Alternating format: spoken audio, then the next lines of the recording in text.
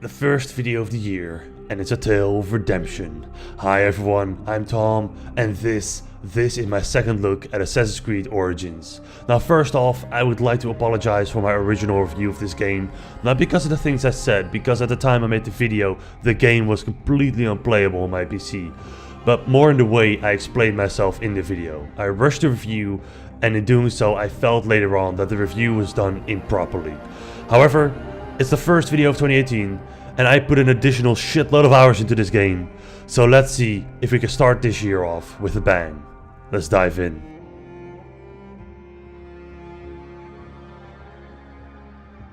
Let's start with something that became a lot more clear after I put in a lot more hours. The map is fucking huge. After now having spent more time in the game, I still haven't seen a good chunk of it. The expansive desert terrain at times gives way to steep mountain ranges, large rivers, and not to forget, there are of course the pyramids, which just give the best view imaginable.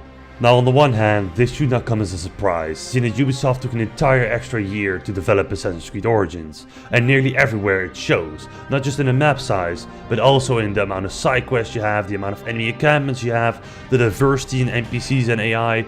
It never really felt like I was riding through the same town over and over again, even though I probably was. Nearly every building looks different with other Egyptian markings on the side.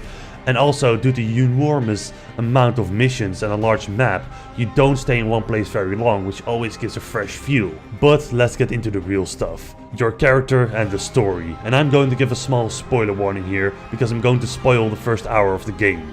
Move to this time code in the video if that's a problem for you, okay? Okay. You play as Bayek, the protector and local problem solver of a small town called Siwa, who is actually someone you can see as a future assassin by the way he handles and always tries to do the right thing. He only still believes in gods, whereas future assassins don't. The story begins with your son being killed, which launches you into a rage and assassination spree, killing every leader, captain, soldier, crocodile and hippo in your way on your quest for vengeance. In doing so, you fall into a plot of assassins and Templars, and I must say, it isn't revolutionary, but Bayek is charismatic enough to carry this entire story to the finish line. And I don't give a shit! Shit giving is my job. And that's another point. This thing is long. It took me 28 hours to complete the entire main story and little under half of the side quest. On top of that, I also have to mention that about 1/3 of the map is still unexplored by me. So value galore if you're looking for something with a lot of substance. Now lastly, the combat, which has been completely revamped to more like an RPG type game. There's now no instant counter anymore that will one-hit your opponents. You'll now need to dodge, roll and stab in a way that reminds me a lot of The Witcher, and in some cases even Dark Souls. The stealth in Assassin's Creed games I always as well love, because you don't lose the element of surprise when one guy spots you. You can just take him down and continue with your sneaky tactics without raising an alarm, until one guy that spots you actually raises an alarm, of course.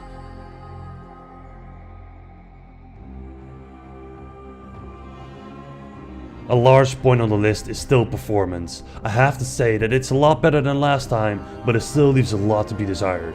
I didn't buy a GTX 1080 to play on medium settings and get 50 FPS average. That just doesn't add up for me. However, I did also find out where another problem was hiding. It appears there's also a CPU bottleneck in combination with the GPU one. So I'll leave my PC specs down below so you can compare them with your own build and see if it would work for you. Just keep in consideration that my build got me around 50 FPS average, with a lot of frame drops in the middle. The second point on the list is the leveling. With Assassin's Creed going in a more RPG-like direction, which I like by the way, there are also some problems with the leveling. Because when an opponent is one level higher than you, there's not much of a difference. Same-ish goes for 2 levels. But when there's a 3-level difference, they just start one-shotting you without any remorse. That steep of a curve could use some smoothing, because now it just feels like a gamble to walk into an enemy encampment and hoping that there isn't a high-level enemy there lurking to one-shot you.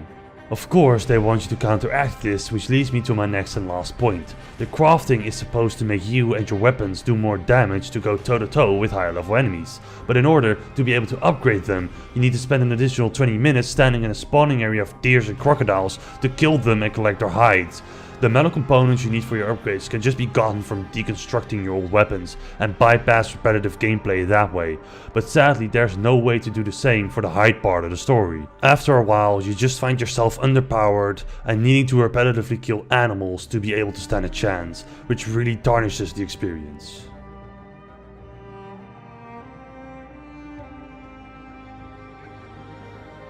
I don't think I was wrong to not score this game in my first review. I'm glad I waited because now I had a way better experience with a game that does deserve a good review. Ladies and gentlemen and anything in between, witness the rebirth of the dying Assassin's Creed franchise. Without a doubt I can say that this is the best game since Black Flag, and I'm glad that Ubisoft took the extra year to fully grow and develop this game. And I am especially happy that they actually changed something in the game mechanics and tried something new, instead of changing the controls and calling it innovation. The combat is fun, the story is decent, and there's more than enough content here to warrant a $60 purchase. The optimization could still use a lot of work, and so does the leveling, but nonetheless I'm happy to say that Assassin's Creed Origins is worth the money.